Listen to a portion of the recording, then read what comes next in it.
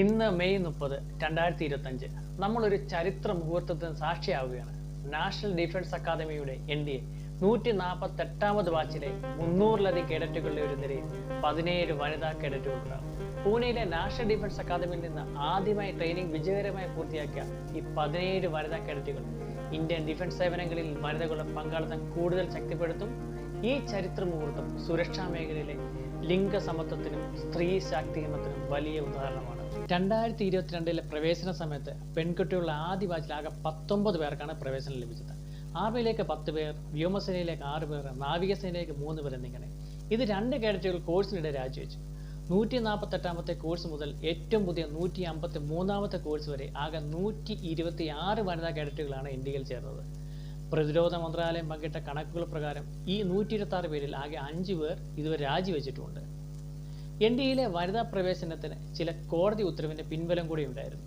Union public service commission UPSC നടത്തുന്ന NDA നാവിക academy പരീക്ഷകളിൽ യോഗ്യരായ സ്ത്രീകൾക്ക് പ്രവേശനം അനുവദിക്കണമെന്നാവശ്യപ്പെട്ടുള്ള ഹർജി പരിഗണിക്കുന്നതിനിടെ 2021 ഓഗസ്റ്റ് സുപ്രീം കോടതി ഇടക്കാല ഉത്തരവ് പുറപ്പെടുവിച്ചു.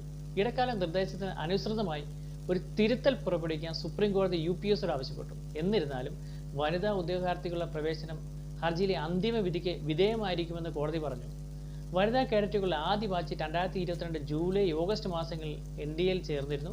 2022 വനിതാ കേഡറ്റുകളുടെ പ്രവേശന സമയത്ത് NDA ഇങ്ങനെ പറഞ്ഞിരുന്നു: ഭാവിയിലെ യുദ്ധക്കളങ്ങളിൽ സൈനികരെ വിജയത്തിലേക്ക് നയിക്കുന്നതിന് ആവശ്യമായ പ്രൊഫഷണൽസ്, ധാർമ്മികതയുള്ളവർ കൂടാതെ ശാരീരിക ഗുണമുള്ള സൈനിക നേതാക്കളെ സൃഷ്ടിക്കുന്നതിനുള്ള മികവിന്റെ കേന്ദ്രമായി മാറുകയാണ് NDAയിലെ പരിശീലന ലക്ഷ്യമെന്ന്.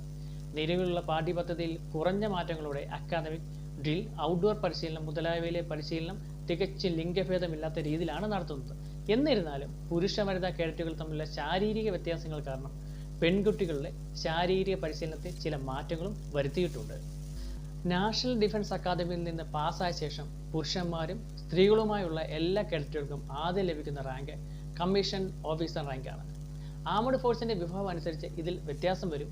ഇന്ത്യൻ ആർമിയിലാണെങ്കിൽ ലഫ്റ്റനന്റ് ആവും, ഇന്ത്യൻ നേവിയിൽ സബ് ലഫ്റ്റനന്റ്, ഇന്ത്യൻ എയർഫോഴ്സിൽ ഫ്ലൈയിങ് ഓഫീസർ എന്നതാണ് ആദ്യത്തെ റാങ്കുകൾ. അതിനുശേഷം ഇവർ വിവിധ സർവീസ് അക്കാദമിയിലേക്ക്, അതായത് IFS Indian military academy, Indian naval academy, air force academy എന്നിവയിലേക്ക് പോകും. അവിടെ ഏകദേശം 1 മുതൽ 1.5 വർഷം വരെ സൈനിക പരിശീലനം കഴിഞ്ഞ് പെർമനന്റ് കമ്മീഷൻ അവർക്ക് ലഭിക്കും. NDAയിൽ പ്രവേശനം നേടാൻ വനിതാ ഉദ്യോഗാർത്ഥികൾക്ക് താഴെ പറയുന്ന യോഗ്യതകൾ ആവശ്യമാണ്. അവരുടെ പ്രായപരിധി 16.5 വയസ്സ് മുതൽ 19.5 വയസ്സ് വരെ ഉള്ളവരായിരിക്കണം. വിദ്യാഭ്യാസ യോഗ്യതയാണെങ്കിൽ 12ാം ക്ലാസ് പാസ്സായിരിക്കണം. അതിൽ സയൻസ് സ്ട്രീമിൽ ഫിസിക്സ്, കെമിസ്ട്രി, മാത്തമാറ്റിക്സ് എന്നിവ ഉണ്ടായിരിക്കണം. ശാരീരിക യോഗ്യതയിൽ UPSCയും ആർമഡ് ഫോഴ്സ് മെഡിക്കൽ സർവീസ് നിർദ്ദേശിച്ച മാനദണ്ഡങ്ങൾ പാലിച്ചിരിക്കണം. ഈ വനിതാ കേഡറ്റുകൾക്ക് NDAയിൽ പുരുഷ കേഡറ്റുകളുമായി സമാനമായ പരിശീലനം ലഭിക്കും. അതിൽ ശാരീരിക പരിശീലനം, അക്കാദമിക് ക്ലാസുകൾ, സൈനിക പരിശീലനം എന്നിവ ഉൾപ്പെടുന്നു. ഓപ്പറേഷൻ സിന്ദൂറിന്റെ കാര്യങ്ങൾ വിശദീകരിക്കാൻ വന്നത് 2 വനിതാ ഓഫീസർമാരായ കേണൽ സോഫിയ ഖുറേഷിയും വിംഗ് കമാൻഡർ വ്യോമിക സിംഗ്.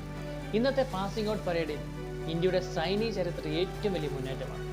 ഇവരുടെ നേട്ടം ഭാവിയിലെ വനിതാ ഉദ്യോഗാർത്ഥികൾക്ക് പ്രചോദനമായിരിക്കും. ഈ ധീര വനിതകൾക്ക് അഭിനന്ദനങ്ങൾ.